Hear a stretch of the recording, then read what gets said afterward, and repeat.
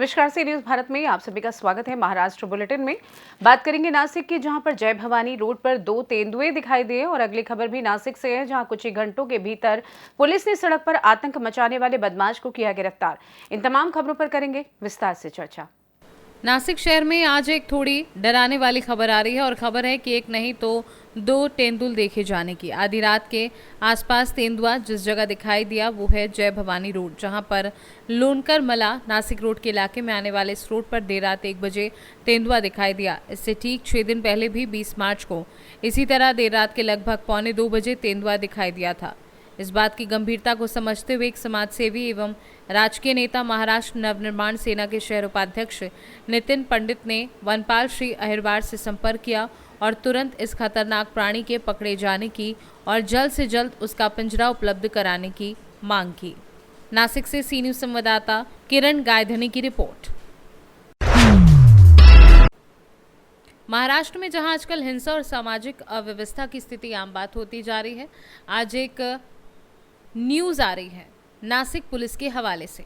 दरअसल 25 मार्च को नासिक जिला न्यायालय की पिछली सड़क पर एक गुंडे ने आतंक मचाते हुए भरी दोपहर सन्नाटा फैला दिया था। एक बहुत बड़ा और धारदार शस्त्र, जिसे मराठी में कोयता कहा जाता है, वो कोयता लहराकर उसने सरेआम रास्ते पर अपनी रोजमर्रा की जिंदगी जी रहे आम नागरिकों के बीच डर का माहौल पैदा कर दिया। जैसे ही पुलिस को इस बात की खबर लगी तो हवालदार नितिन फुलमाली और आमलदार संजय पोंटिदे ने बड़ी फुर्ती से चश्मदीदों के बयान और कुछ सीसीटीवी फुटेज को खंगालकर आरोपी की पहचान कर ली। कुछ ही घंटों के अंदर आरोपी काची उर्फ हर्ष नंदू त्रिभुवन को हिरासत में ले लिया गया और सुबह होते ही उसे न्यायालय में पुलिस रिमांड के लिए हाजिर भी कर दिया गया। पुलिस डिपार्टमेंटल द्वारा की गई इस चुस्त और मुस्तैद कार्यवाही के बाद शहर में कानून और सुरक्षा प्रशासन के प्रति आदर भाव को निश्चय ही बढ़ावा मिलेगा। नासिक से सी न्यूज संवाददाता प्रकाश की रिपोर्ट। महाराष्ट्र के नासिक शहर और परिसर में चल रही एक बहुत बड़ी संगठनात्मक लूट का मामला आज सबसे पहले सी न्यूज भारत पर अपने दर्शकों के साथ साझा कर रहे हैं।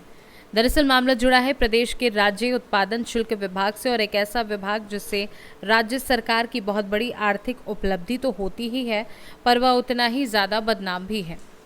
तो मामला है शराब का, देसी शराब का। शराब स्वास्थ्य के लिए हानिकारक होती है, इसलिए शराब बनाने वालों पर, बेचने वालों पर, खरीदने वालों पर और उसे पीने वालों पर भी सरकार की कई पाबंदियां लागू हैं। महाराष्ट्र में 90 ml देसी शराब की कीमत 35 रुपये और 180 ml देसी शराब की कीमत 70 रुपये निर्धारित की गई है, जिसके अंतर्गत ही बेचने वालों का मुनाफा भी शामिल होता है। पर आज नासिक शहर और आसपास के ग्रामीण इलाकों में भी 90 ml शराब के लिए 40 रुपये और 180 ml के लिए 80 रुपये वसूले जा रहे हैं। मामले की तह तक जाने के लिए हमारे संवाददाता प्रकाश खैरने ने कुछ दुकानों पर खुद खरीदार बनकर इस बात की पुष्टि की। जब ग्राहक से 10 से 15% ज़्यादा कीमत उगाही जाने की वजह पूछी गई तो नाम न बताने की शर्त पर दुकानदार ने कहा कि सभी सरकारी ठेकेदारों के बीच एक लिखित करार होता है और सब दुकानदार आपस में तालमेल बनाकर इससे ज़्यादा रकम को ग्राहक से वसूल कर रहे हैं। अधिक जानकारी जुटाते समय नासिक परिसर से बड़े सामाजिक कार्यकर्ता सोमनाथ खैरनार ने इस विषय में बड़े पैमाने पर भ्रष्टाचार होने के संकेत करार दिए।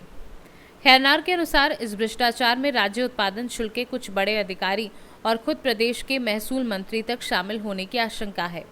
इस विषय को लेकर वो बहुत जल्द कोई बड़ी सामाजिक गतिविधि बनाने की तैयारी भी कर रहे हैं।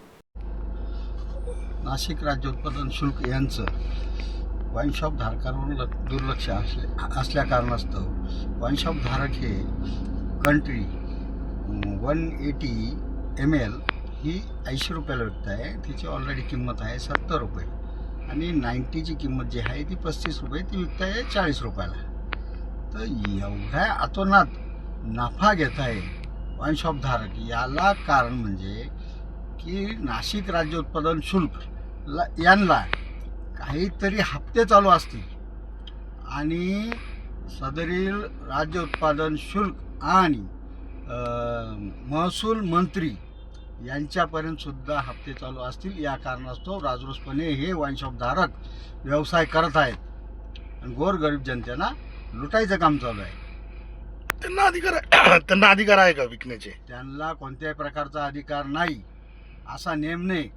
जी कंपनी प्राइस आहे नाही, आम्ही ह्या बातमीची पुष्टी केली. आम्ही त्या वाईन शॉपवाल्याला फोन केला. Already. त्यांनी आम्हाला सांगितलं की सर्रास नाशिक जिल्ह्यात सगळे विकता. नाही ते म्हणत असतील हो, असा त्यांना अधिकारच नाही ना. राज्य उत्पादन शुल्क सुद्धा त्यांना सांगू शकत नाही. आणि यांना अधिकार कोण दिला शॉपधारकांना?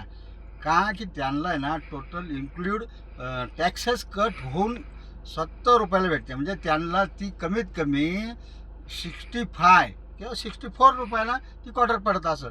एका बॉक्समध्ये 720 रुपये त्यांना प्रॉफिट आहे. तर 70 रुपयाला कंपनी किंमत आहे, विकून 80 रुपयाला विकत आहे. एका बॉक्समध्ये 48 क्वार्टर येत्या, तर 720 रुपये एका बॉक्समध्ये प्रॉफिट आहे त्यांना. आणि दिवसभरात 25 बॉक्स विकले तर नफा किती झाला? हा मुद्दा महत्त्वाचा आहे. सर्व गोष्टी हे राज्य उत्पादन शुल्कने आणि महसूल विभागाने हे सर्व गोष्टींचं नियंत्रण ठेवलं पाहिजे. नासिक से सी न्यूज संवाददाता प्रकाश खैरे की रिपोर्ट। अंबरनाथ शहर पश्चिम में 12 मार्च केबी हाईवे रोड पर अंबर अस्पताल के सामने एक रिटायर्ड कर्मचारी को टाटा टेम्पो से टक्कर मारकर भाग गया था। मरीज का फोर्टिस अस्पताल में इलाज चल रहा था। उनके रिश्तेदारों के कहने पर अपराध भी दर्ज हुआ, लेकिन 20 तारीख को आखिरकार गौर जी का देहांत हो गया। वहीं पुलिस तफ्तीश में जुटी हुई थी। अपराधी ने अपराध छुपाने के लिए गाड़ी का पेंट भी चेंज कर लिया था। पर अंबरनाथ पश्चिम के वरिष्ठ पुलिस निरीक्षक बाला और क्राइम पीआई के मार्गदर्शन में जीबी के तपास अधिकारी नागेश मुंडे, सचिव जाधव, स्वप्निल पाटिल, धरांडे गुत्ते और राठौर इनकी टीम ने कठोर परिश्रम करके सीसीटीवी फुटेज खंगाल कर आखिरकार अपराधी को हिरासत में ले लिया और उसे आज माननीय न्यायालय में हाजिर किया गया है। नमस्कार. दिनांक 15/3/25 रोजी अंबरनाथ पोलीस ठाणे हद्दीमध्ये केबी रोड या ठिकाणी अंबरकेअर हॉस्पिटल आहे. त्यावेळी सकाळी यातील जे मयत इसम आहे श्री गौड, हे सकाळी मॉर्निंग वॉक करत असताना एका टाटा टेम्पोने व एका सायकल स्वारास त्यांनी धक्का दिला आणि तो पळून गेला. त्या अनुषंगाने ज्या जखमी इसम जे होते गौड, त्यांना प्राथमिक उपचार घेतल्यानंतर त्यांना मुलुंड फोर्टिस हॉस्पिटल या ठिकाणी उपचाराकरता नेण्यात आले होते. आणि त्यांच्या नातेवाईकाचा आम्ही दिनांक 16 रोजी फिर्याद घेतली. त्यानंतर दिनांक 20/3/25 रोजी ते अपघातात मयत झाले. त्यामध्ये त्याचे काल आम्हाला कागदपत्र प्राप्त झाले. त्याच्यामध्ये आम्ही फेटलचा कलम वाढवलेला आहे. आणि सदर गुन्ह्याचा तपास करत असताना PSI मुंडे डी पथकाचे, तसेच पोलीस हवालदार सचिन जाधव, स्वप्निल पाटील, दराडे, गुत्ते व राठोड यांनी अथक परिश्रम करून तांत्रिक अभ्यास करून यातील जो टेम्पो चालक आहे त्याला भिवंडी येथून ताब्यात घेतलेले आहे. सदर अपघात घडल्यानंतर यातील चालकाने त्या टेम्पोचे सगळे जे त्याच्यावरती नाव वगैरे होते ते पुसलेले होते, परंतु पोलिसांनी चांगला तपास करून हा उघडकीस आणलेला आहे. याचा मीडियामध्ये फार आधी दाखवण्यात आलं होतं की बाबा म्हणजे आज निघून गेलेला आहे. आपल्याकडे फुटेज पण जास्त चांगले नव्हते, तरी सुद्धा तांत्रिक तपासाअंती पोलिसांनी हा गुन्हा उघडकीस आणलेला आहे. सध्या आरोपी पोलिसांच्या ताब्यात आहे. आज रोजी त्यांना आम्ही रिमांड करता माननीय न्यायालयात हजर करत आहोत. अंबरनाथ से सी न्यूज संवाददाता साबिर शेख की रिपोर्ट। आगामी चुनाव की पृष्ठभूमि में धुले जिला कांग्रेस कमेटी द्वारा पदाधिकारियों की बैठक आयोजित की गई। बैठक पूर्व विधायक कुणाल पाटिल के आवास के पास एक हॉल में आयोजित की गई। इस अवसर पर धुले जिला अध्यक्ष, धुले शहर मालेगांव जिला कांग्रेस समीक्षा बैठक, महाराष्ट्र प्रदेश कांग्रेस कमेटी सचिव PN संदीप, अंतर भारतीय कांग्रेस कमेटी दिल्ली प्रमुख कुणाल पाटिल, महाराष्ट्र प्रदेश कांग्रेस कमेटी के कार्यकारी अध्यक्ष नगराले साकरी के प्रवीण चौधरी, युवराज करनकाल, रमेश खंडे, महिला अध्यक्ष गायत्री जायसवाल सहित बड़ी संख्या में पदाधिकारी और कार्यकर्ता मौजूद थे। इस अवसर पर कांग्रेस कमेटी के कार्यकारी अध्यक्ष पूर्व विधायक कुणाल पाटिल ने कहा कि आगामी जिला परिषद, पंचायत समिति और नगर पालिका चुनाव में ईमानदार और युवा लोगों को मौका दिया जाना चाहिए। कांग्रेस संगठन को मजबूत किया जाना चाहिए। उन्होंने कहा कि हमें उन लोगों के बारे में नहीं सोचना चाहिए जो कांग्रेस छोड़कर केवल लाभ पाने के लिए आए थे। कांग्रेस कमेटी के प्रदेश अध्यक्ष कुणाल पाटिल ने कहा कि हमें नई उम्मीद के साथ काम करना शुरू करना चाहिए। वहीं पीएन संदीप ने कहा कि कांग्रेस के युवा कार्यकर्ताओं को आगामी चुनाव के लिए काम करना शुरू कर देना चाहिए। कांग्रेस संगठन का विस्तार किया जाना चाहिए। वहीं देश में सरकार के गलत कामों के बारे में जनता को जानकारी दी जानी चाहिए। वहीं पीएल संदीप ने कहा कि हार होने के बाद भी कांग्रेस कमेटी का काम शुरू करना चाहिए। कर्नाटक और तेलंगाना जैसे राज्यों का उदाहरण लेते हुए सरकार की गलत नीतियों के बारे में नागरिकों में जन जागरूकता पैदा की जानी चाहिए, ताकि वो जैसे अपने ज़्यादा से वैसे ही महाराष्ट्र अपने वोट बैंक है, ऐसा विश्वास उन्होंने कार्यकर्ता के सामने जताया। धुले से सी न्यूज़ संवाददाता नीलेश परदेशी की रिपोर्ट।